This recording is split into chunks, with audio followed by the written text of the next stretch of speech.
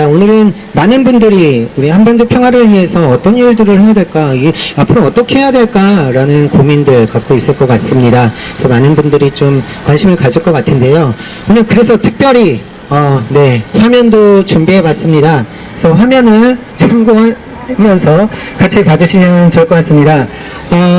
첫 번째는요, 여러분들 잘 아시다시피 북에서 미사일 하나를 발사했습니다. 북에서 화성 12형 미사일을 발사했습니다. 최대 고도 약 550km로 29분간 일본 상공을 지나서 2700km 거리의 해상에 떨어졌습니다.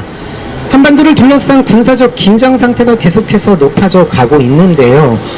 이 원인이 무엇일까요? 라고 한다면 당연히 여러분들 잘 아실 것 같습니다. 바로 을지 프리덤 가디언 훈련 때문입니다. 한반도 전역에서 벌어지고 있는 을지 프리덤 가디언 훈련 때문에 이렇게 점점 한반도의 군사적 긴장이 높아져 가고 있는데, 이런 와중에 북에서 또 이렇게 미사일을 발사했습니다. 관련한 소식 전해주시죠. 예. 네, 북한이 29일 날 화성 12형 미사일을 발사를 해서 일본의 하늘을 날라서 북태평양 바다에 빠졌습니다. 그래서 이 미사일은 약 2,900km를 날아갔고요. 여기에 대해서 북한이 오늘 이 미사일 발사는 을지 프리덤 가디언 합동 군사 연습에 대한 대응 조치라고 발표를 했습니다. 물론 이제 유엔 안보리를 비롯해서 일본, 미국, 한국 이렇게 다 난리가 났는데요. 먼저 말씀을 드릴 거는 실제 저기 사진 제목에도 나와 있지만, 이번에 미사일 발사는 얼마 전에 북이 괌포입 사격을 이야기를 했었는데 그 사정 거리가 가능하다라는 것을 실제 미사일 발사를 하면서 보여줬다라는 것.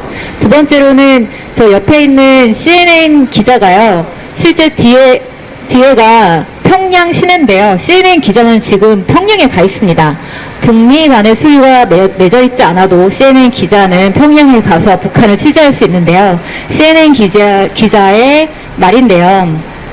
실제 이번 발사 장소가 평양 순안공항이었습니다. 특이하죠? 순안공항에 활주로 해서 발사를 했는데, 이것에 대해서 CNN은 분석하기를 여태까지 이제 미국의 대북한 공격 정책은 정밀 타격, 족집게식 타격입니다. 그래서 북한의 지휘부를 족집게식으로 해서 지휘부만 타격한다, 이런 정책과 작전이 있는데요. 이것에 대해서 평양은 인구 밀집 지역인데, 이 인구 밀집 지역 한 복판에서 미사일 발사를 하는 것이 미국이 과연 이것에 대해서 족집게식 타격을 할 수 있는가에 대한 문제 제기를 하고 있는 미사일 발사라고 이야기를 CNN 기자가 이야기를 했습니다. 특이하죠? 저희 KBS, MBC, SBS, JTBC 다 한국 방송들은 미사일 발사에 대해서 막 얘기를 하지만 북한에 직접 못 가잖아요. 근데 미국 방송들은 저렇게 평양에 직접 가서 보도를 하고 있습니다. 네, 그건 미국은 외과적 수술이란 표현을 쓰면서 방금 말씀드렸듯이 딱 그 발사 장소만 이렇게 도려내듯이 그러한 군사적 옵션을 갖고 있었는데요. 이번에 순안공항에서 이 발사를 함으로 인해서 미국의 그런 군사적 옵션도 하나둘씩 줄어드는 것이 아닌가 생각합니다. 그럼 이에 대한 반응을 한번 살펴보도록 하겠습니다. 네, 문재인 대통령 강력한 대북 응징 능력 과시하라라고 했습니다. 그래서 F-15K 4대와 MK-84 폭탄 8발을 투하하는 훈련을 태백에서 벌였죠. 그리고 아베 총리와 통화했습니다. 북한에 대한 압력 극한까지 끌어올려야 된다. 이웃 국가에 대한 폭거다. 일본 국민이 느낄 불안과 위협에 깊은 공감과 위로를 전한다고 했습니다. 과연 이걸 같은 일본에 대해서 이렇게 친밀감을 표현할 수 있나, 그런 생각이 좀 드는데요. 이에 대한 소식 전해주시죠. 네, 강력한 대북 응징 능력 과시라는 단어는 상당히 과격한 단어입니다. 북한의 미사일 발사에 대해서 저렇게 강력한 대북 응징을 언급했다라는 것 자체가 상당히 대결적인 이 워딩을 한 거고요. 두 번째로는 청와대 관계자는 이 미국의 핵 전력을 한반도에 전개하는 것을 요청하겠다라고 이야기를 했습니다. 그래서 종합해보면 문재인 대통령은 북한의 미사일 발사에 대해서 지난 7월 달에는 사드 발사대 4기가 마저 배치되는 것을 했고요. 그 다음에는 이렇게 저 태백에 폭격기를 동원해서 폭탄 투하 훈련을 하는 것, 그리고 유엔 제재에 적극 동참하는 것, 그리고 미국의 어떤 괌에서 날라오는 핵 무기들을 계속해서 한반도에 전개하도록 요청하는 식의 매우 강경한 대북 정책들을 펼치고 있는 상황입니다. 네, 그럼 다음은 미국의 반응을 한번 보도록 하겠습니다. 이거는 트럼프 대통령이 한 얘기가 아니라 백악관의 공식 성명입니다. 북한 정권의 위협적이고 불안정한 행동은 이 지역에서 북한 정권을 고립시킬 것이다. 그리고 모든 선택지는 여전히 테이블 위에 있다라는 얘기를 이번에도 했습니다. 중국 외교부에 대한 외교부 반응도 같이 소개를 해드리겠습니다. 한반도 관련 것들 상호 자극하지 말아야 한다. 대북 압력과 제재 강화로는 근본적인 문제 해결할 수 없다라는 이야기를 했습니다. 이 백악관 성명과 관련해서 다양한 견해들이 있는데요. 그러니 더욱더 강경하게 할 것이냐 아니면은 이거 대화로 갈 것이냐 이거에 대한 얘기 좀 부탁드립니다. 네, 한국의 전쟁 위기, 한반도의 전쟁 위기는 이 한국의 보수 언론들이 많이 일조를 하고 있다고 보는데, 미국의 백악관의 얘기나 미국의 언론 얘기를 되게 일부분만 따서 마치 그것이 미국의 공식 입장인 양 얘기를 하는데요.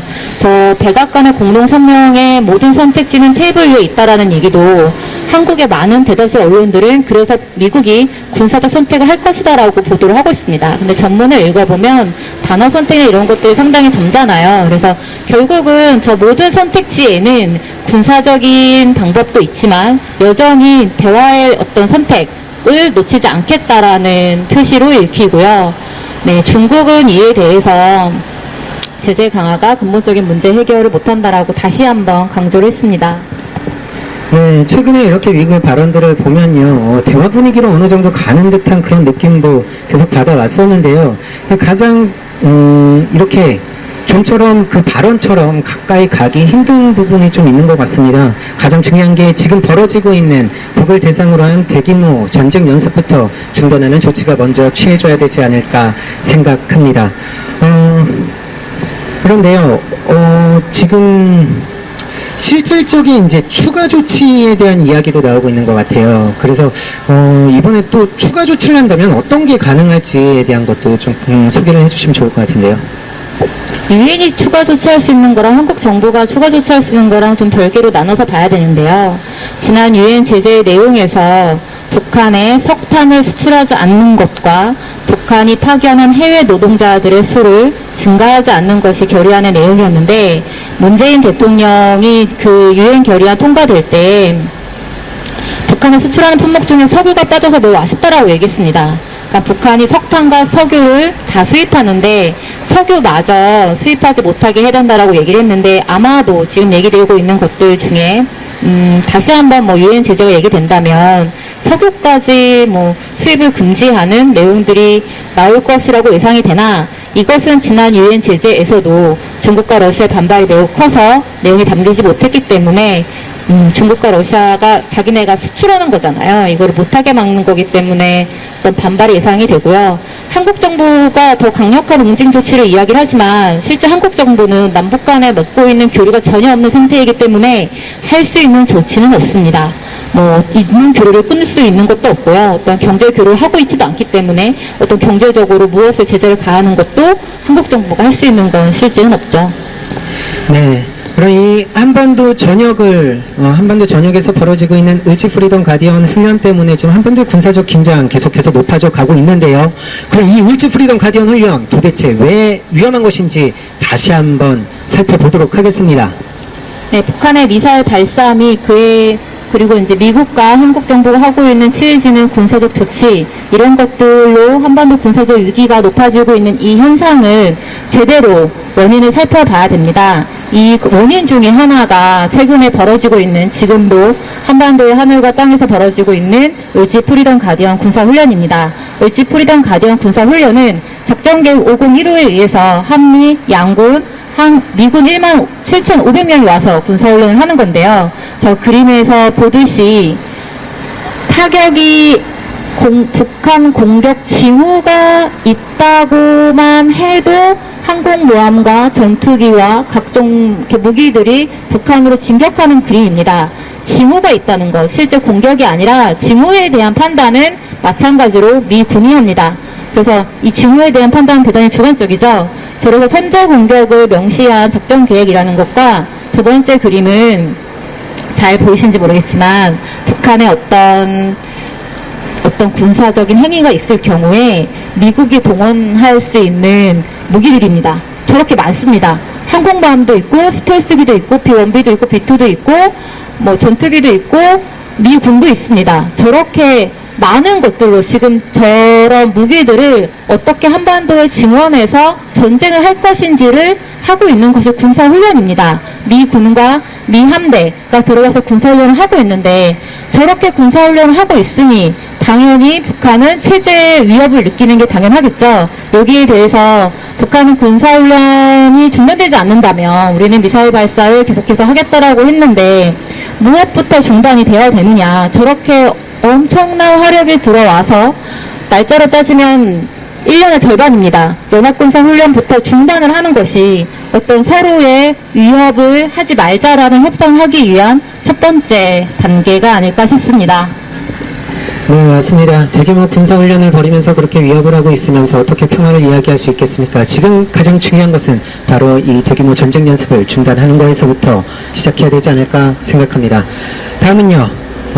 사드 관련 소식을 하나 가져왔습니다. 사드로 인해서 경제적 피해가 계속 커지고 있는 와중에 사드 배치가 더욱더 속도를 내가고 있는 분위기입니다. 사드 관련 소식 전해주시죠. 네, 조선일보나 중앙일보는 사설에 대놓고 8월 31일까지 사드 배치를 완료하라고 주문하고 있습니다. 미국이 한국 정부에게 8월 30일까지 사드 배치를 완료하라고 요청했다라는 보도도 있었는데요.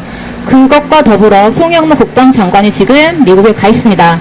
그래서 예상되는 협의 내용은 사드를 어떻게 완료할 것인가, 절차적으로, 체계적으로 어떻게 완료할 것인가 논의하지 않을까 싶은데요.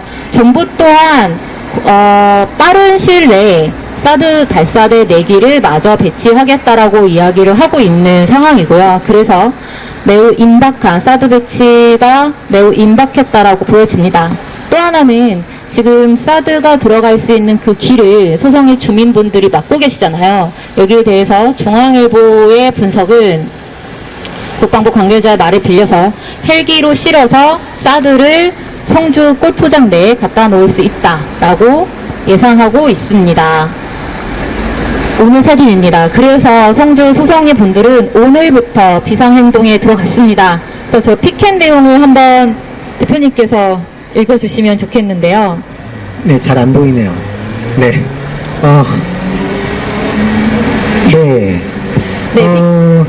글자가 잘 안 보이는데. 네, 피켓 내용을 잘 살펴보면 박근혜는 싸대기를 때리고 문재인은 뒤통수를 때린다라고 얘기하고 있고요. 박근혜가 박은 사드, 알박은 사드, 문재인이 뭐 완료시킨다 이런 소송이 주민분들이 직접 저 피켓, 분홍색 피켓 내용이 그거거든요. 네. 그래서 박근혜는 알받기, 문재인은 못받기 이렇게 되어 있네요. 네. 그런 식의 피켓이 있는데요. 비상행동에 돌입을 했고 저 현수막의 제목이 소성리로 달려와 주십시오라는 내용입니다. 사드 배치가 임박한 상황에서 전 국민이 온 힘을 다해 박근혜 정부의 적폐 중에 적폐였던 사드를 문재인이 완성하려고 하는 이 시점에서 다시 한번 촛불 민심을 보여줘야 할 때인 것 같습니다. 그래서 지나가시는 모든 서울 시민분들 사드 배치가 임박했을 때 저희랑 같이 온몸으로 사드를 막기 위해서 성주 소성리로 갔으면 좋겠습니다. 네. 고맙습니다. 사드 배치를 비롯한 무기 도입뿐만 아니라 한반도 전역에서 벌어지고 있는 군사적 긴장을 높이는 모든 전쟁 연습, 군사적 행위, 이 모든 것을 반대합니다. 당장 중단해야 되지 않을까 생각합니다. 한 주 동안 수고 많으셨습니다. 다음 주에 뵙도록 하겠습니다.